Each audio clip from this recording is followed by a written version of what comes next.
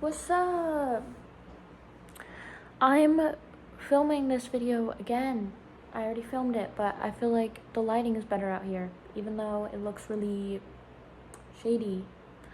Not like, you know what I mean. I'm tired. It's probably like 8:15 a.m. right now. No! Oh my god, never mind. I can just yap. My computer's restarting. I was gonna read something to you, but it's early in the morning. It's 8:30 a.m. and I have not slept at all. And I feel very awake, like spiritually awake, and I think that that's a part of it. But I also just think that a lot has been going on right now, and I don't feel overwhelmed, right now, but I know that from context, from my understanding, that's probably what's happening, and it's manifesting as this. To be fair, I also went to bed, right, fell asleep around this time yesterday, so my sleeping schedule's per the usual off track.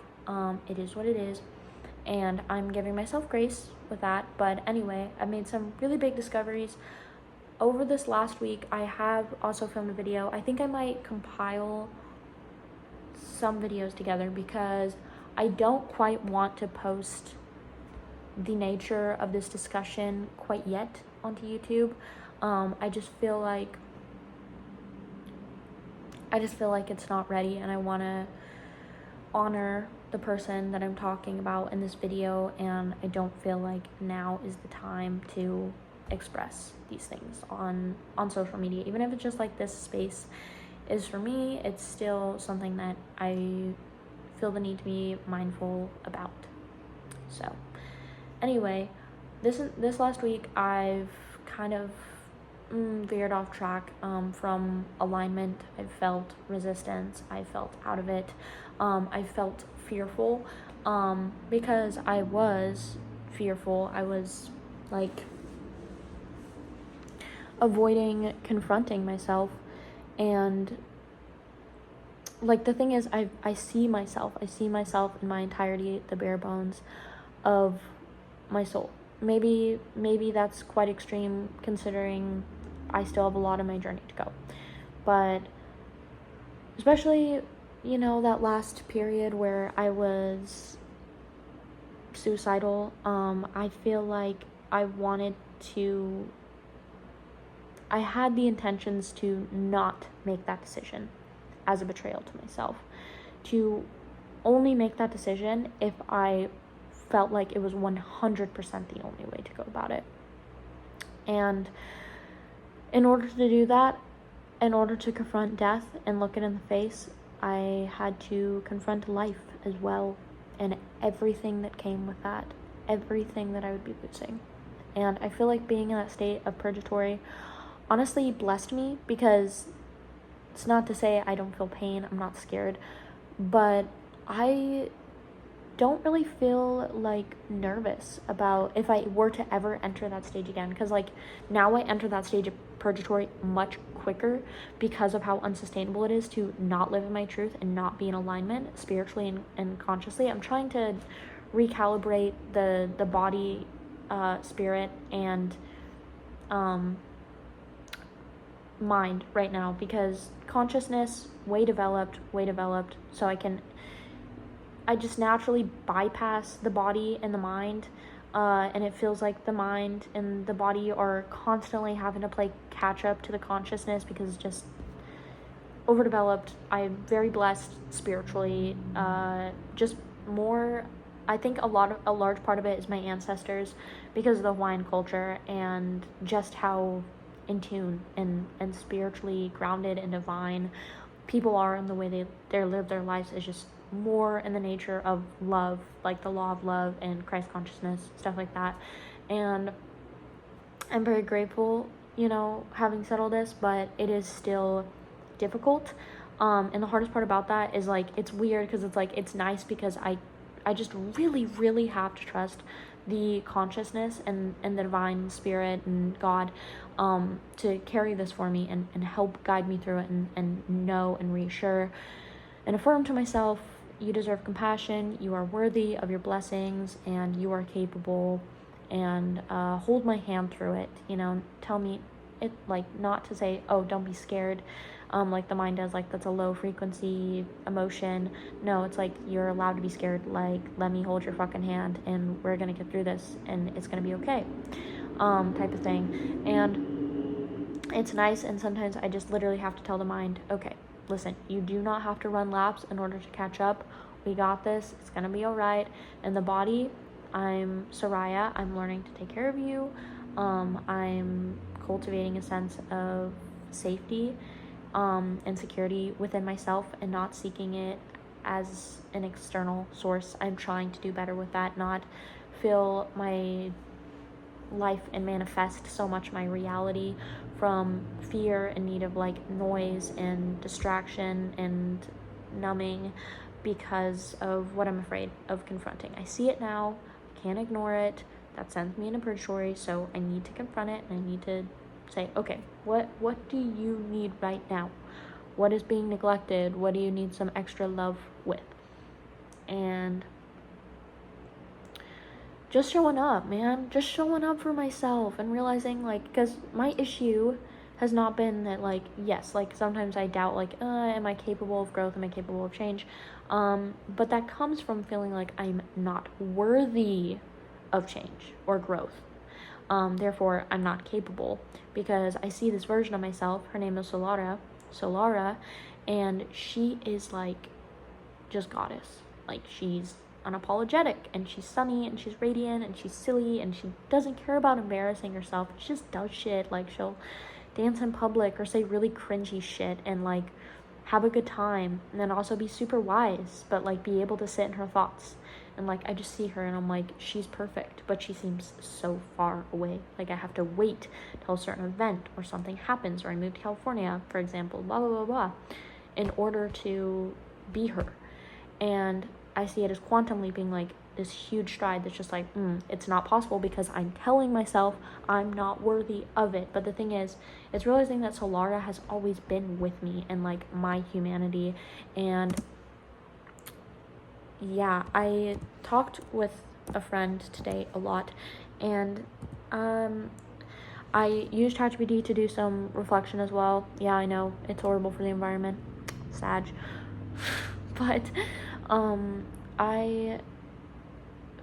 alright. And I feel like I said, like, consciousness bypasses the mind and the body, so sometimes that can lead to neglect. Sometimes, like, it's just kind of where I'm at right now. I'm not gonna treat myself like I'm ashamed about it, but my mind, give me a second. Oh, right, okay.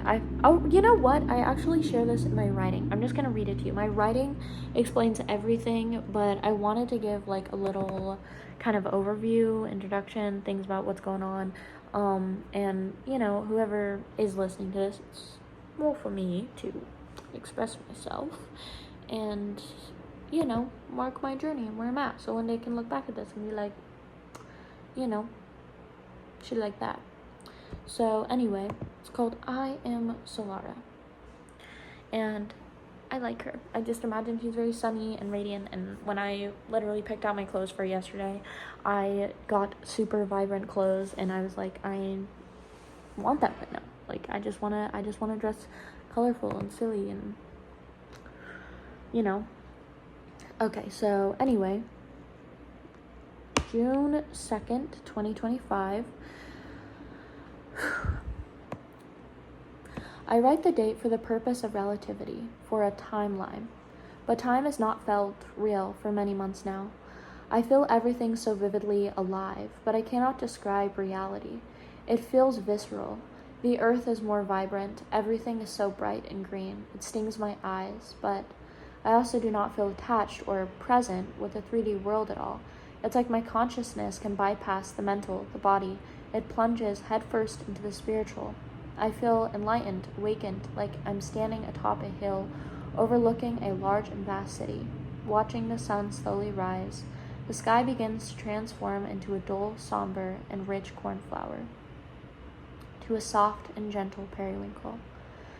The trees breathe with me, and my chest rises and falls like the seasons. I desire, I will, to step into SOLARA, my power, my potential, my dreams, my fantasies. She reminds me of a sunny day, beating down to kiss bronzing skin, rain at the perfectly strangest moments. It coats your silhouette, your clothes, hugs your frame, but you stand indifferent, basking in its revolution, falling, abstractly pivotal, crashing along the sidewalk, melting through the cracks, turning life on its heels. A late-night walk where your very existence is a vague eclipse, a sliver of time closing in on itself, only to open its liminal tongue and stretch apart a mysterious, undefinable world. These in-between states in the hum of traffic driving with, through, and into rhythm. The streetlights carry secrets waiting to be unfolded, unwrapped from their pale neon soul. I stand still, breathless. Burning green gaze, tender eye bags, delicate picked-over lips, soft cheeks, weary shoulders, tight chest. I reflect, stare into the body until I see beyond all of the shadows I am afraid of. A hand extends itself from the darkness, an old friend. Guilt and grief, nostalgia like a rose-tinted blade. The ache of my childhood home, caving in on itself under the weight of many unspoken things. No, thank you. Okay. The whispers, like smoky tendrils, caress the self-proclaimed, burdened parts of me. Gospel of false salvation, prayers in the pretense of self-preservation, comfort over truth, and complicity over growth. If I reach for the hand, she'll meet my gaze before darting away. The moment her fingers slipped into mine, she inhabited my body like a ghost possessing itself. She lied, but she did not ever need to confess her sins. Because I knew them like my own, because I knew she was lying to me, and I took her hand anyway. But you see, she's scared, so I tell her it's okay. Accept her ragged pleas, gorge on the comfort. She's starving, belly gone hollow for many days. She feasts on illusions, and I do not stop her. In the in-between space of our being, we both seek survival. I sell my soul like it's something to be bargained for the belief that change comes from necessity, a breaking point snapping like a beaten dog. It's the human condition to learn from pain, I say, and in this declaration I become both the victim and the abuser. I strip myself into powerlessness, then grow fat on its perverse gratification. She, a child with a lack of better understanding, the mind paints itself as the house I inherited, the stench of a spiritual coma, thick like rust and blood, melts into the walls, induced by drugs, escape, distraction, distortion. And underneath all the fire is a connotation to burn, to eviscerate the pain, the trauma, numb it into a blinding oblivion. Fire is a sacred element, necessary for an overgrown forest. It teaches loss, and from the ashes births recognition, power, and fortified roots, a knowledge of nothingness into everything and everything into nothingness. That worthiness does not hinge on an empty forest, nor a wild one, nor a flaming one, but you see, this fire became the walls. I could not stand on the outskirts merely witnessing. No, I had to burn, to feel it all, and have no words, no real power. The fire raged against the ashes, the scaffolding, the foundation, like it was still standing. I saw its amber malice flickering behind my eyes. I watched the rubble dismantle, my hands slack at my sides. That fire burns real, raw, tender, but fuck. This is why I became a poet and a writer, intertwined it between my humanity and my soul, to touch the darkness, to know it was felt, to articulate the pain, to know it had happened at all. I developed vocabulary. I became the manifestation, believing that's all there was. And now, the spring, the after, the power, the potential, the me who still stands, staring into the mirror, and the hand, secretly reaching for connection, though she denies it. The flame always persists, but no longer laps away at my essence, bleeding from the inside out. No, she begins to ask for more because she knows she deserves it. Her words land, clumsy, stumbling, messy, but still, they have been created. And so I return, not to begin again or to destroy the foundation, to remove the framework deemed unworthy, but to remember that I have never left. On nights lost in a storm of self-hatred, shame, bitterness, confusion, abandonment, she knelt at my bedside and did not ask for more. She stayed, and I never needed to ask her to, because she would have anyway. In fact, I detested her, pushed her away. I saw her light and rejected it. I thought it was something forever deemed outside of myself, not cultivated nor possibly inhabited from within, but I reached for it anyway. I sliced my skin to allow the darkness to trickle out, and when the lines rewrote themselves, I tore them apart once more. But she pressed her back against the bathroom door, and she merely waited. Solara is me now, and has always been me, but she is not defined by the darkness. Just as much so, she is not defined by the light or the void, the liminal in between. Solara is the entire color wheel. She is every color perceptible to the human eye. She is millions of shades in hue, saturation, and brightness, the blend between colors, the colors themselves. The transition is continuous, meaning technically infinite graduations exist. There is a whole universe of subtle becoming, and the frequencies do not end at every depth to our nakedness. The ones we can perceive, the ones we can articulate. She does not break nor snap. She does not succumb to physical bypassing in the name of the human heart. She caresses me with tenderness. She says, I hear you, Ariel. You want to bring everyone along for the journey. You don't wish to lend the impression with a careful hand, or even a careless one, that you have never loved, that you have stopped loving, that their love was not enough, or that they are unworthy of witnessing your fruition. Your love exceeds itself, and in the face of identity, words misfire, actions distort, and intentions misinterpret themselves. Even if clumsy, stumbling, knees buckling under the weight of your own being, like a fresh, womb-slicked fawn, a pair of moths in its big brown eyes, I will rise to my own truth. I will choose honesty over image, in the pause before the apology, in the preface before my outspokenness, in the space where I stop performing worth and start embodying it. I will not vanquish fear, but hold my own hand through it. Yes, the fire taught me how to survive, and the shadows held me when I could not hold myself. But I am not just here to survive, to beg for change whilst choosing pain. No, I'm here to touch the sun and not flinch, to let joy settle on my skin without questioning if I deserve it, to feel divine and not apologize. Quantum leaping is not a leap at all, but a soft shift, a gentle click, the sliver of light sprawling across the floor, shrinking in on itself as frame meets edge. There is no ceremony coming to rescue me, no cosmic signal that will tell me when it's time. It is already time, and I am the one ringing the bell. So I begin, even without all the answers, even with a body still learning to trust peace, even with a mind that reaches for chaos like its comfort.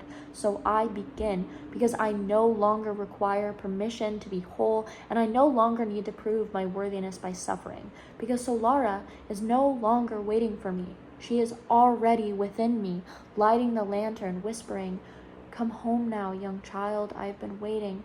You will begin to realize that in all of our sacredness, sovereignty shall rise, and in all our unspoken parts, truth will speak for itself, even without prompting.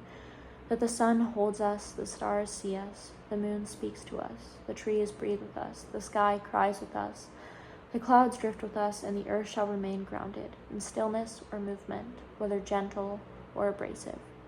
We shall be, because we are. So let it be, and it shall.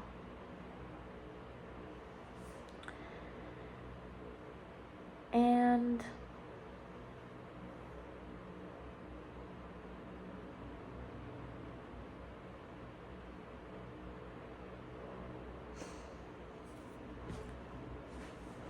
it feels nice to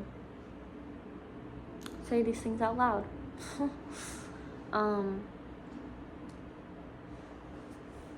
Yeah, feels nice to realize yeah, I have this power and I'm capable of it, and it's also okay to be terrified along the journey.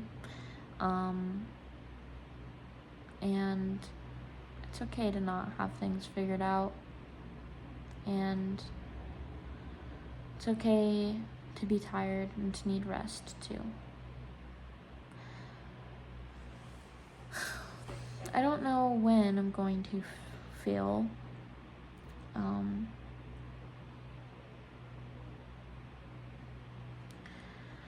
the grief of the morning, if I'm going to invite it, embrace it with open arms, and just hold it, remind it, this is preparing you for growth, this is stretching us, or if I'll succumb to it at times, you know.